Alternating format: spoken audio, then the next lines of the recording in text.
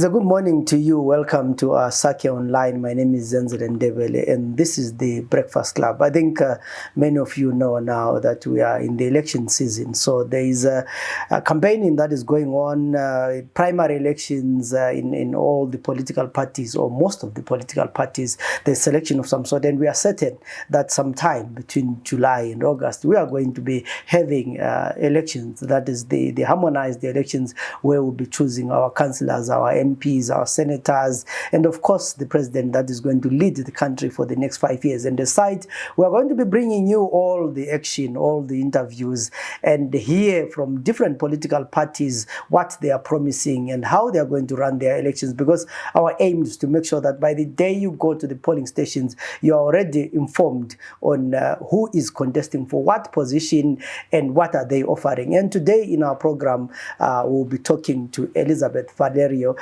She is the president of the United Zimbabwe Alliance, and we want to hear from her. Her part of the story. Who is she? What has driven her to get into the politics? And of course, she's contesting for the presidency, of course. So it's going to be quite an exciting race. In 2018, we had 23 presidential candidates. I'm not quite sure how many there will be this year, but definitely above 5. So we want to hear from her and also just get to know her better. Welcome to the show. Thank you so much for having me. Yeah, glad to be here. It's been it's a great pleasure to have you. My first question would be for someone who has not interacted with you, who doesn't know you, who is Elisabeth Valerio? Yeah, the Elisabeth Valerio that I'm going to share has a very unusual background. So I was born in Harare. I'm a Zimbabwean, first and foremost. I'm a voter. Just like most citizens in Zimbabwe, I'm someone who's concerned about our country. I was educated abroad, and I'm one of the few people who came back home. After working and receiving my education, my mother essentially asked me to return to look after a herd of elephants. It was not the future life I had imagined, but as my mom was failing in health, that was her wish. And so I actually came back initially with this idea that I was going to put together a project, try to honor the wish that I had made to my mom. But living and spending the time in the space where these elephants were, which is in Hwange Ndete, right next to the national park, I came to love the wilderness, and the space had a lot of issues that I realized needed to be addressed. And I made it my home. So I've been living in Hwange for the last 10 years, but in terms of background, I'm a biochemist. I worked for a short period of time, a few years, in the biotechnology industry. I'm an inventor. I actually have invented some very complex medicine, processes for delivering of medicine. And I now am a conservationist, but now in politics as well. Yeah, so you quite have this interesting background. Yes. Of a biochem person. Yes. Who is into conservation but finds herself into politics. I grew up herding cattle. You are into herding elephants. So that's the families that I spend time with. So are you running a conservancy? Are you? Yes, so we have it's actually a tourism destination now, but it's multifaceted as well. It's called Gwango, right at the edge of Hwange National Park, on both sides as you're entering the park. It was an abandoned piece of land that was my mother's land. And at the time when we got there was so much that could have been done in Hwange. People started coming to me and saying, you're living next to the park. Do you mind if we camp on your land? And that's literally how we started in the tourism industry. I didn't anticipate this was going to expand to the level that it has, but we've now got one of the largest tourism destinations as you enter the park. We've also done a lot in terms of promoting tourism. But my real love in Hwange is trying to understand our culture. I've spent a lot of time studying the Nambia tribe, We've got a cultural exhibit that we've built in Hwange, where people can come, even young people who don't know their own culture, can learn about the Nambia. We have also started educational programs, so I work a lot with secondary schools in the region, and I initiated STEM education in that region, and it kind of blossomed into a national campaign for STEM education. But that's really what I've spent most of my time on. And then finally, we've also developed a research facility where I'm learning about indigenous culture in terms of food, medicinal. I'm a scientist, so of course I'm interested in medicines and trying to figure out how to harness indigenous knowledge and turn it into income sources, how to sort of elevate the communities through what we know, through the knowledge we have here in Zimbabwe. So I'm no 2 days are the same for me. I'm a very busy person with a lot of different interests, but we have an amazing team in Hwange that pretty much looks after a lot of the different aspects. You actually described yourself well there, and I was going to say you seem to be a very busy person with all this conversation, the conservation that is going on, working with communities. And my question would be then, why politics? Yes. At what point do you then say, I think I have an interest in politics? I actually did not intend to enter politics in 2020. Because I was living in the tourism space and in this conservation space, we got news that there was going to be a coal mining operation in Hwange National Park. So I'm someone who's invested in the tourism industry, but lots of people have invested in the tourism industry. And it was very disturbing to me to think that people would be given the right to mine for coal in a national park where there are tourists coming in, people's livelihoods, there are people who work. Literally, they survive from the tourism sector. And so this actually, my path to politics started as a campaign to protect the elephants. I was so concerned about the ripple effect on our environment. We as a community, came together and we formed an appeal to the current president, Mnangagwa. I authored the letter to request the reversal of this decision. It was called a special grant to issue Chinese coal miners the right to mine in the park. Thankfully, the cabinet did reverse that. And we were all at peace for a few weeks, but then a few weeks later, we got news, Dinde. There was the same thing happening. Chiredzi, people are now being told they have to move from their ancestral homes. And that really became a trigger for me because a lot of people were calling me saying, what you did there in Hwange, it's now happening to us, please help us. And I started spending about 80% of my time trying to figure out how to help other communities. So we called a meeting in 2021, and this was a meeting of strangers from across the country. We came together, and my appeal to everyone was like, how do we protect our land? Because I came to realize at that point that Zimbabwe's land is actually under threat. It's being exploited by people who don't even come from our country. And people in our country are not benefiting from it. I see this every day in Hwange. The lives of our local citizens are not changing. I think it's the same story across our country. The local people are not benefiting from the exploitation of our land. And so I called this meeting of individuals and I said, let's create a pressure group. Let's find a way to stop this. Let's appeal to government to reverse the thinking. People should be put first. Our citizens should be the priority. And anything we do should go to the people first before we go to a foreign country.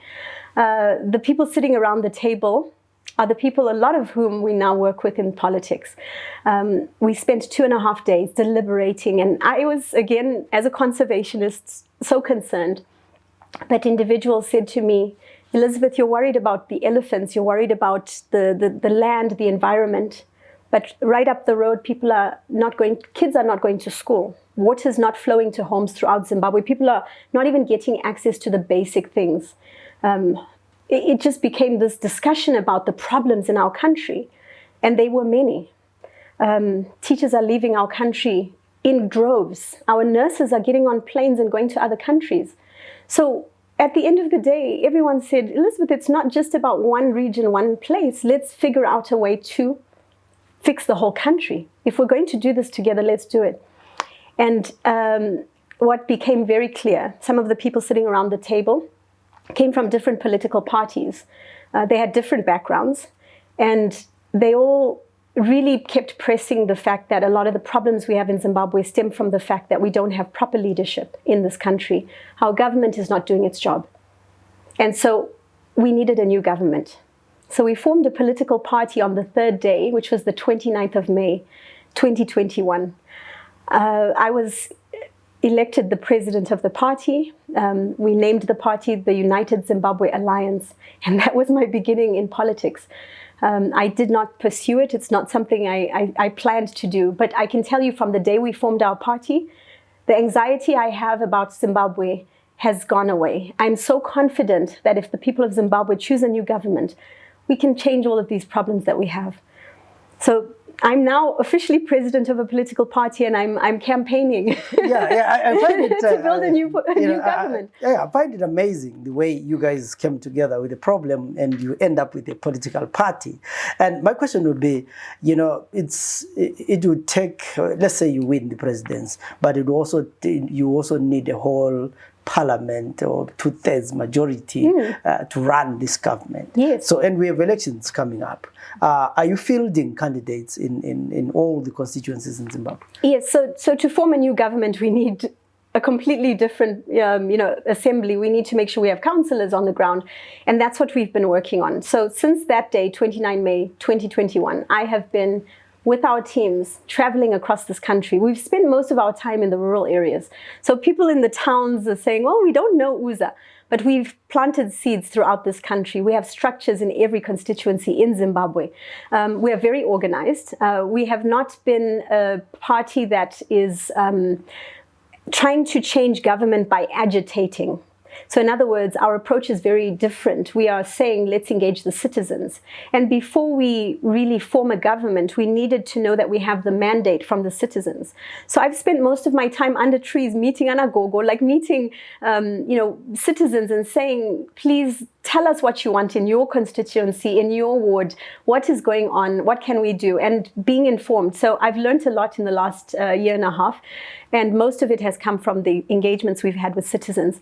We now have candidates. We actually had a meeting in Bulawayo just a couple of weeks ago where we were engaging with some of our leadership here, for example, and we have candidates that are aspiring to become MPs. We have councillors. Of course, as a young party, we've had this unfair disadvantage of having to try to reach as many people in a short period of time. But we're confident, as we engage with more and more communities, they are choosing their leaders. And our National Secretary General is actively working on sort of the preparations. Where we have uncontested seats, individuals will, of course, be appointed, or they will be chosen to represent their constituency, but they're elected by the people of their own constituency. And where we have more than one candidate, we will hold primaries as well. We're very far in this process. I'm confident we'll have candidates throughout the country. We did, by the way, Zenzele, we contested in 2022 in March in the by-elections. We had 4 candidates. They were mostly in areas we had not campaigned in hugely. They were in Kwekwe, in Bizo. We were in Harare as well, Kwazana and Harare East. And they didn't fare very well, but it was for us a learning experience to know what the process is like. So I've seen firsthand when people go to polling stations, how you have to have your polling agents, all of the processes of preparing for the election were experienced firsthand during that time. We're ready.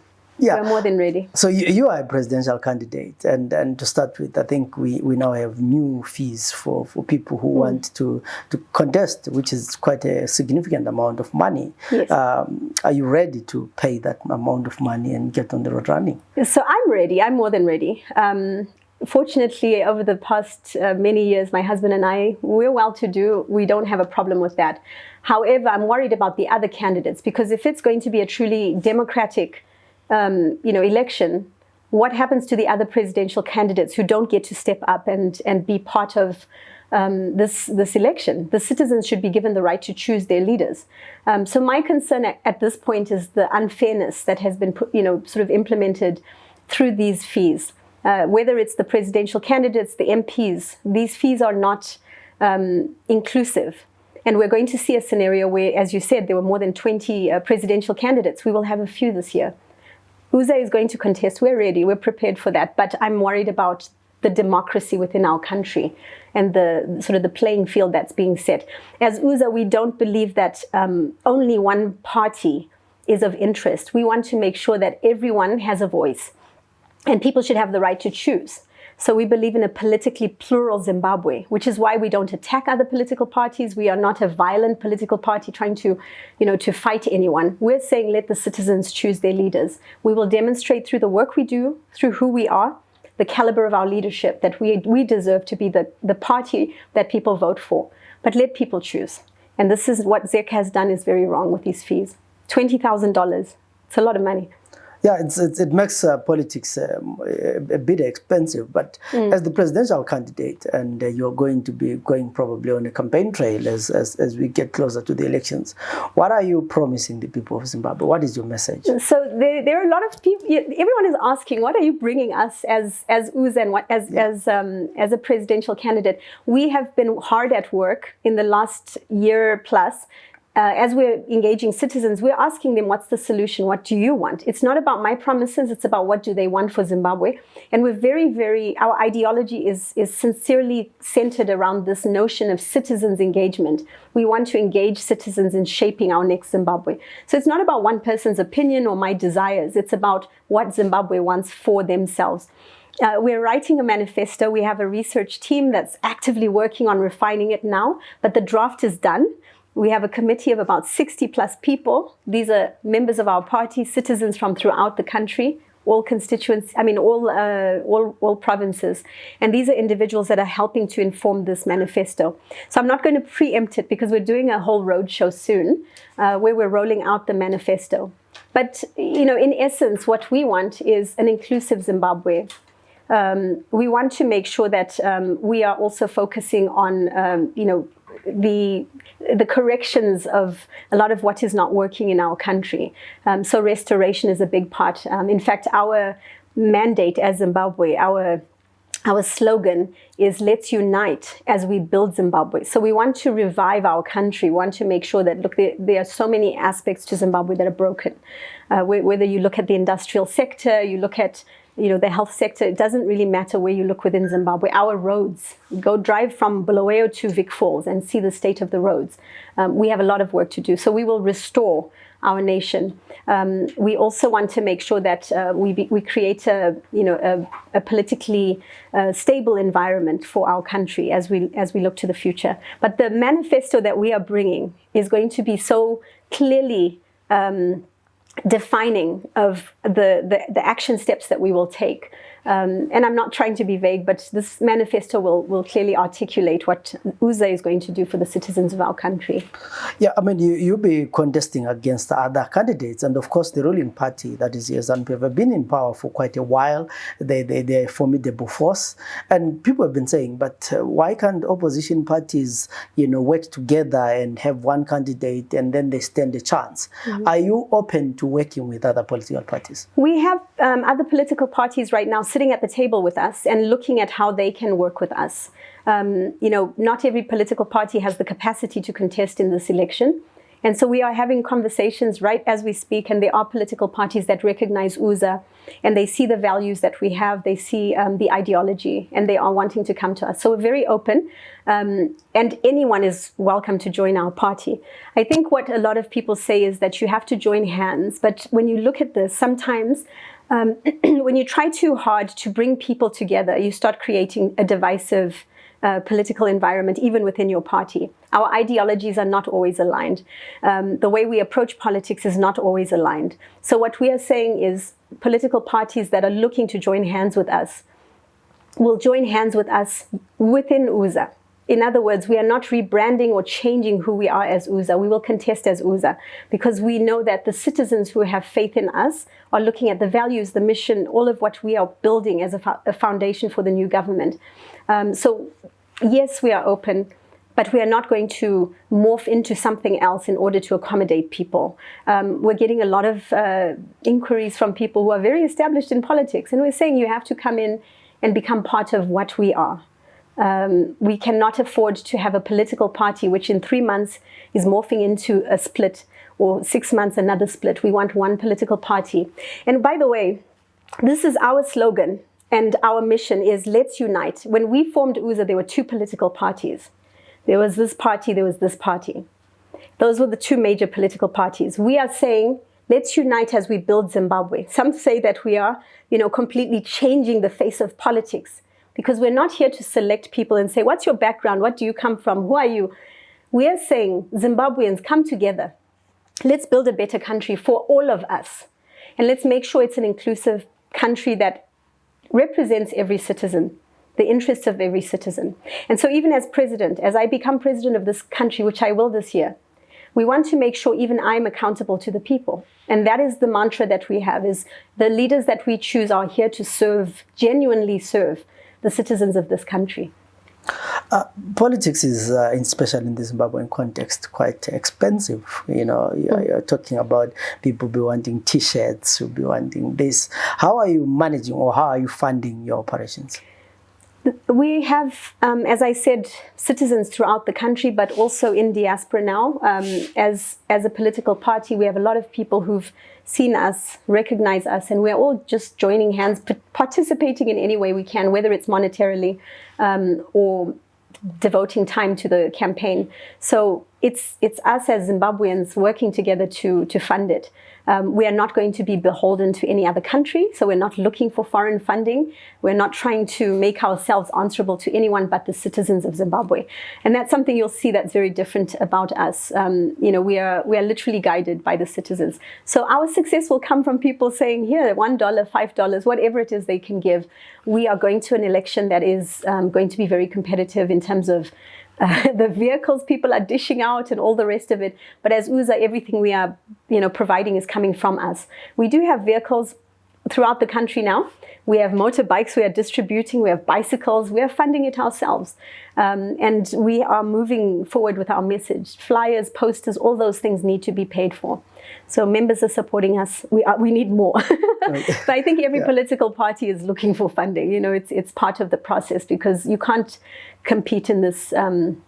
You can't actively participate in the election unless you have the resources. Even to get from A to B, you need fuel. You need, the capacity to feed people on the ground as they're mobilizing. So we are constantly working on that. One of the issues that everyone is talking about, whether it's in social media or my grandmother, is the gold mafia and all these kind of things that are going on. And elections are coming. I guess it will be on the agenda in terms of the corruption that is happening in Zimbabwe. As a political party, what's your stance on corruption and such issues? We absolutely have zero tolerance for corruption. And I believe people who are corrupt need to be held accountable. It's sad, because when you look from the very highest levels of our country, going throughout, there's always something that people are pointing to and saying there's corruption. And I believe it actually starts with leadership. It starts with the highest office. When you find that individuals have to sit down with a high-ranking official in order to gain access to our economy, in order to be able to actively or meaningfully participate, there's a problem there. We need to have a complete change in the approach that we take. And I really believe that at the end of the day, corruption is within Zimbabwe one of the biggest setbacks that we have. Part of it is because of our judicial system. We need to ensure that there is a truly separate judicial system, which is independent of the presidency, for example, of any government office. They must have an objective approach to the law. So these are all things that are outlined in our manifesto, how we will ensure that, how we will address it. But we absolutely have zero tolerance for corruption. Even within a political party, you start to see some of these things creep in, and we have disciplinary procedures that we work through, because we cannot allow even the slightest amount of corruption to seep into our political party. So, yeah, our politics has always been confrontational, violent, and we've had people saying, their meetings have been stopped and interference from the police. Have you had any such Absolutely, issues? We've had, Zimbabwe is complicated when you look at the the political history. I think before UZA came on the scene, there was a much more vile political environment where people were constantly fighting with each other. We've come in with a very different approach, and I do want to say that I think that the narrative we are bringing is starting to even reshape the political environment. We don't get credit for it, unfortunately, but we know that we are doing good for Zimbabwe. So we've come in with this, politically plural is a good thing. It's not a bad thing. You're never going to have a government which is comprised 100% of one party. That's the reality. We're going to have to sit down and work out these issues for the country together. We want to see certain political leaders move out of parliament, and we want to have the majority of parliament. But to say, I'd be very naive to say in 1 year we'll have every single seat. So we're going to have to work with each other. And the approach that we've taken is that every place we go go through the proper procedures. We go to the police. Sometimes we are completely denied. We go back and apply again and say, where did we go wrong? Why did you deny our police clearance? We have had instances where we've rented venues. We get to the venue and there are youth from ZANU-PF or some other political party camped out there saying, you're not going to have a meeting today. We find out that the night before they've been knocking on doors saying, if you go to that meeting, we will come. We know where you live. We've had all sorts of attacks. But what we as UZA are doing is saying we will keep peaceful interactions with all of those individuals. So even when we've been disturbed, we're not going to scream and shout about it because we know that's the environment we're facing going into it. It only causes harm to our members, and I do not want to see UZA members being harmed through these confrontations. We say we do not agitate, we do not provoke. That is not the UZA way. We're peaceful. We are bringing people together. So I was in Midlands the other day. I found a ZANU-PF youth person having a meeting very close to where we were. I literally went to him and said, we have the right to contest in this constituency. You want to contest and we will contest too. Do not attack my people. And he looked at me and says, oh, Mama, what have I done? I said, speak to your people. We can't have an environment where people are fighting each other.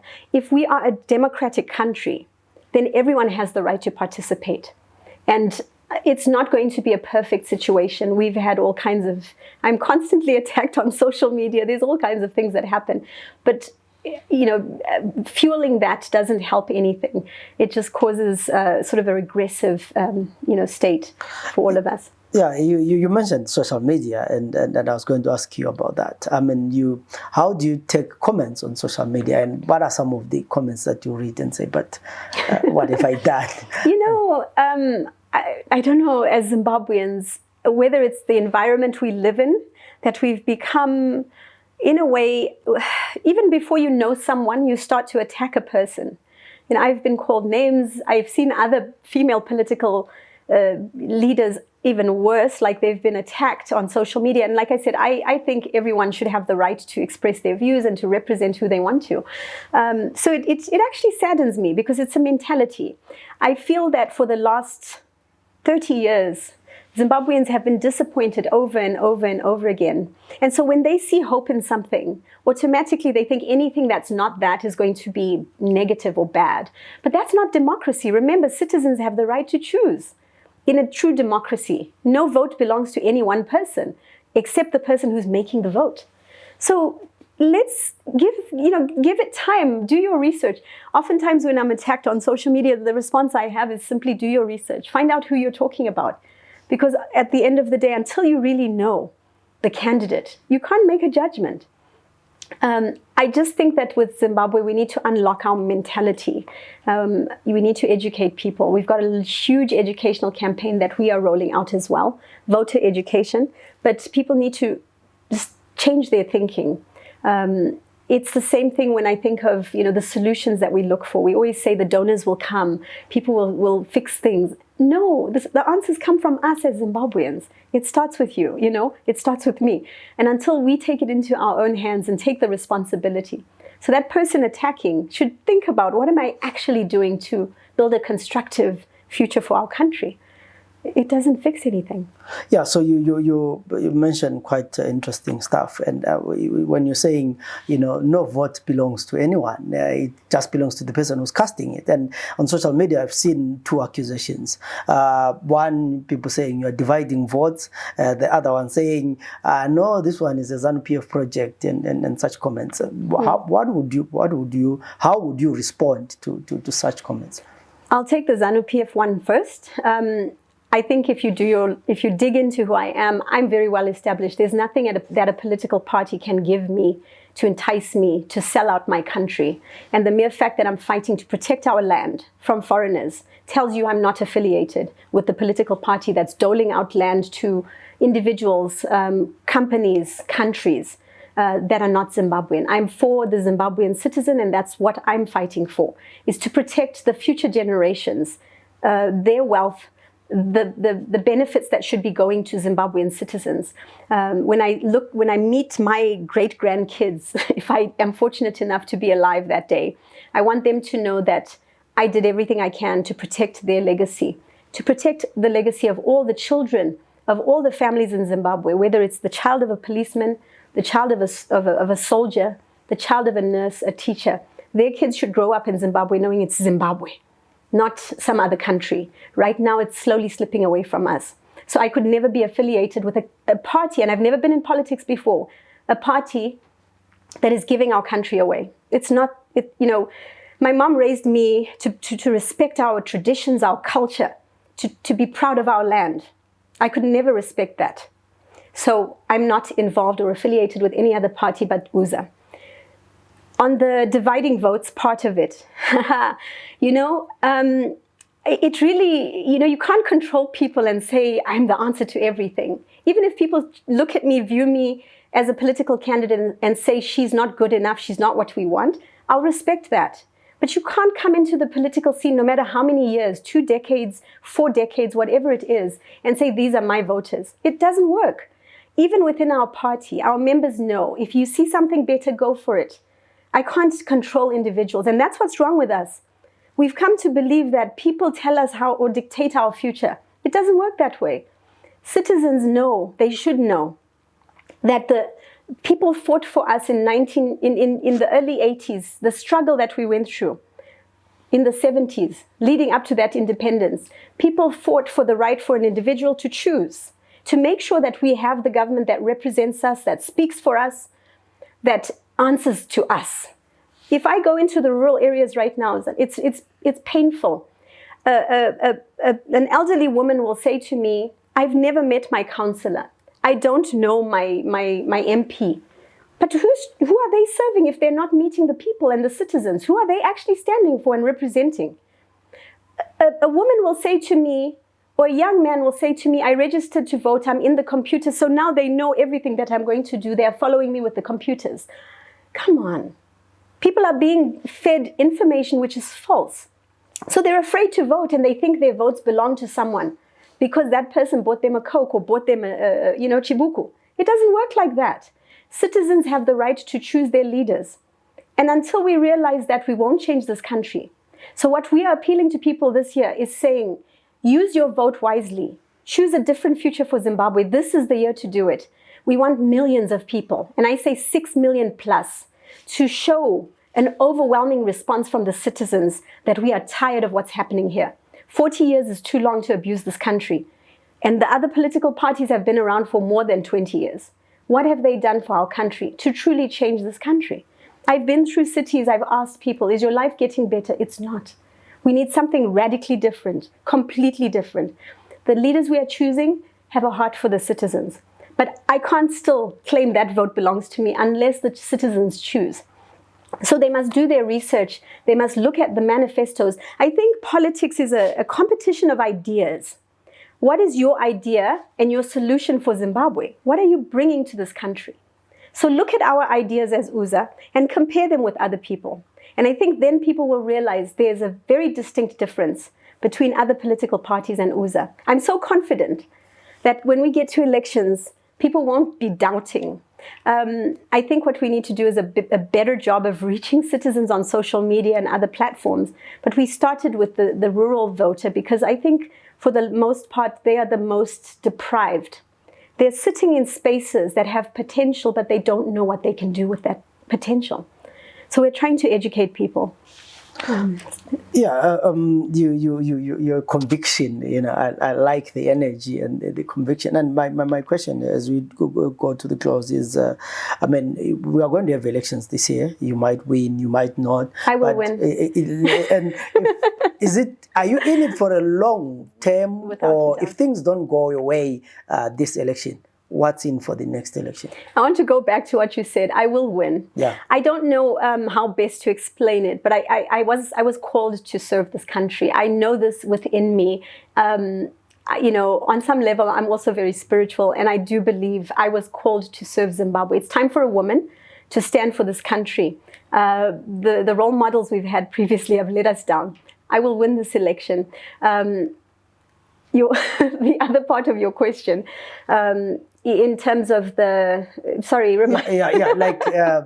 you in it for a long haul? Oh, the long haul, yeah. Without a doubt. You can't come and sort of entice people and then just, even if I'm not president this year, right? Although I believe I will be, you've got to either make a full commitment or don't do it at all. So what we as UZA are doing, we are so committed to building our nation. And as we said, let's unite as we build Zimbabwe. We are initiating entrepreneurial programs. The commitment at this point is to rebuild our economy. And the best way to do that, we've got to create jobs. We've got to support entrepreneurs. We've got to make sure these entrepreneurs are equipped to capacitate, their businesses, their enterprises. So you'll be seeing something called Atlas, which is a national initiative. We've already started to roll it out. It comes in two ways. We are building companies. So we've got currently 30 companies in incubation phase. These companies are in different sectors with the intention of trying to ensure that we are holistic in our approach. These are all homegrown projects, companies that are from Zimbabweans, that will be led by Zimbabweans. And the idea is to create jobs, create sort of a more vibrant industrial sector. It takes time to build these companies. So alongside that, we are also building projects, which are community-based projects. You might have a group of women, youth, and they have an idea, but they just need a little bit of help. And we are supporting and capacitating them. So that will continue beyond the elections. It's not something that's just here today, gone tomorrow. We're the first political party that's saying, even before we are in government, we're building this nation. And we are here for the long term, because we're partnering with people in our structures. These are people who will continue and provide sort of sustainability, which is a big facet of what we are doing. We want things that are sustainable rather than short-term. You touched on something that I found interesting. You talked about the being a spiritual person and saying I have a calling. So I was just going to say, okay, I'm going to look out for more verses now on your social media. But tell us about your religion and your spirituality. Spirituality comes in different ways, So I don't know what it is about my upbringing, but I've always felt that there was something within me. I've had an unusual amount of success from a very young age. My mother had the same thing. She was one of the first Black businesswomen in Zimbabwe, and she had businesses throughout this country. I come from Great Zimbabwe. That's my rural ancestral home, Morganstown Mission. But beyond that, when I'm saying spirituality, I think that a lot of the problem with Zimbabwe is we've also tampered with our spirituality as a nation. The traditional leaders of this country have been disempowered. We need to change that. We need to recognize our royal families again. They no longer have even the confidence to represent their people. That's very sad. I think that to a certain extent, the colonization of our country also eroded a lot of what was Zimbabwean. The Africanness in us has changed. And so when I say spirituality, I don't really know, but I believe that there's something in me beyond just the individual who's named Elisabeth. I'm meant to do what I'm doing right now. And people say to me, are you not scared? No, I'm not scared, because I'm doing what I'm supposed to do. I slept for I don't know how many months in the middle of the wilderness with lions and elephants in a car before we even built the first structure at our tourism resort. And I was not afraid of elephants or lions. Well, maybe I was afraid of lions to some extent. But it's like you just know that you're supposed to do what you're doing. And whatever the circumstances or the consequences, be it, let them come. But I am here to serve our country. I like that. I don't know if I answered your question. I mean, yeah, I think you have, and then quite clearly you believe in what you're doing, and you believe it is your calling. And my last question to you would be, if there was one person that says, please convince me to vote for you, what would you say to them? That's a very personal question, because I think me trying to convince someone is really not the way. I think each individual has to, as I said, make a personal decision. Look around you, see the life you're living. You know, I always like to say the life we are living in Zimbabwe, it doesn't matter your financial status is not normal. When you live in suburbs and you can't turn on a tap and get clean water, that's not normal. I've traveled everywhere. I've seen how people are supposed to live. Our basic human rights are being eroded. So look at your life, is what I would say. Think about what you are supposed to receive. It's not normal to be told that we can't even get IDs. You can't get a passport. You know, yes, they've changed the system, but still people are being put through a lot to get those basic things, which you are entitled to get. So look at your life and think about what it is you want. Study our manifesto, read it with an open mind when it's released, and think about what it is that you've been promised by others in the past. Have they delivered? I'm guaranteeing and promising to every citizen that I will work until we deliver our promises. I will not tire. I could be sitting in my resort enjoying my life right now. I'm doing it because I want to change the lives of Zimbabwean citizens. I literally could have a very different life right now. But how can I do that, knowing that 10 kilometers from where I live, people's lives are not normal? So I'm saying we believe as UZA, every citizen deserves a good life. We have the capacity to deliver that because we are a wealthy nation, wealthier than almost any nation that I've been to abroad. We are a wealthy country. It's just a matter of taking the nation's wealth and directing it in the right place. I'm committed to doing that. Thank you very much for your time. That was Elisabeth Valerio, the president of United Zimbabwe Alliance, telling us about her vision. And of course, she'll be contesting for the presidency in the upcoming elections. And as we go to the journey where we start this campaign period and rallies and so forth, probably we will see her or come across her. Are you going to be having rallies? Or? Our approach is a little bit different. We are talking about how many rallies and where we should have rallies, but we want to meet people in a setting where we can meet them. So, for example, most of our meetings, it's a couple of hundred people. We have conversations with citizens. In a rally, you can't really have a conversation. You can't hear from people.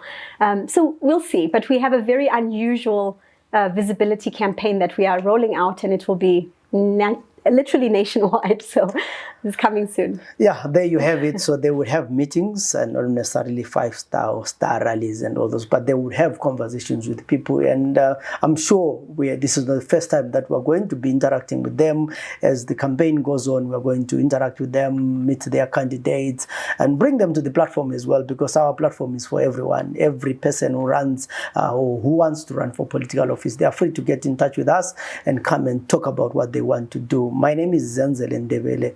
Till we meet again in other programs, have a good day.